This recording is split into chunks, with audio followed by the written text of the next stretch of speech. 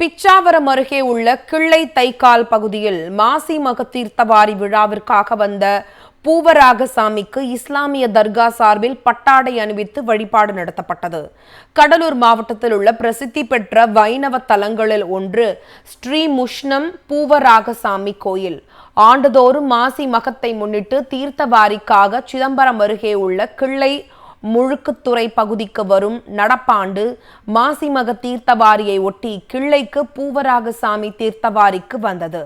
கிள்ளை தைக்கால் கிராமத்தில் உள்ள சையத் ஷா ரஹமதுல்லா தர்காவில் பாரம்பரிய முறைப்படி பூவராகசாமிக்கு பட்டாடை கொடுத்து வரவேற்பளிக்கப்பட்டது.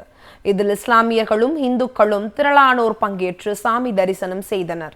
பின்னர் கோயில் சார்பில் வழங்கப்பட்ட சர்க்கரை மாலையை எடுத்து சென்று ரஹமதுல்லா பள்ளிவாசலில் வைத்து ஃபாத்தியா ஓதி அனைவருக்கும் சர்க்கரை வழங்கப்பட்டது. இரு சமூகத்தினும் மத நல்லிணக்கத்தை பேணும் வகையில் ஆண்டாண்டு காலமாக நடந்து வரும் இந்த திருவிழாவில் ஏராளமான பக்தர்கள் பங்கேற்றனர்.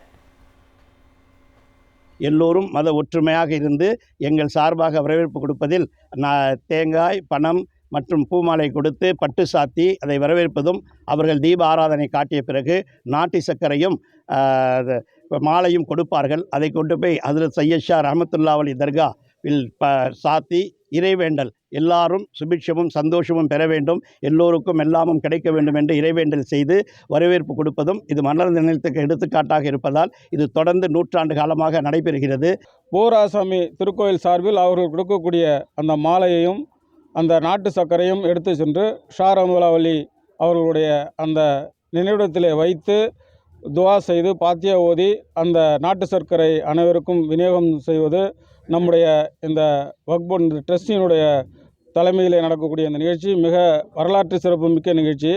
மத ஒற்றுமைக்கு ஒரு எடுத்துக்காட்டான, உலகிலே எங்கும் இல்லாத அளவிற்கு இந்துக்களும் முஸ்லீம்களும் இன்றைக்கு ஒற்றுமையாக இருப்பதை எடுத்து காட்டுகின்ற கிள்ளை என்பது சிறப்புக்குரிய ஊராக இருக்கின்றது.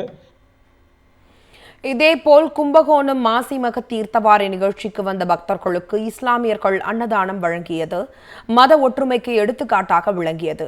கும்பகோணம் வட்டார ஐக்கிய ஜமாத், மனிதநேய அறக்கட்டளை மற்றும் இஸ்லாமிக் சோசியல் வெல்ஃபேர் அசோசியேஷன் சார்பில் மகாமக விழாவிற்கு வந்தவர்களுக்கு பவர் லைட் பகுதி அருகே அன்னதானம் வழங்கப்பட்டது.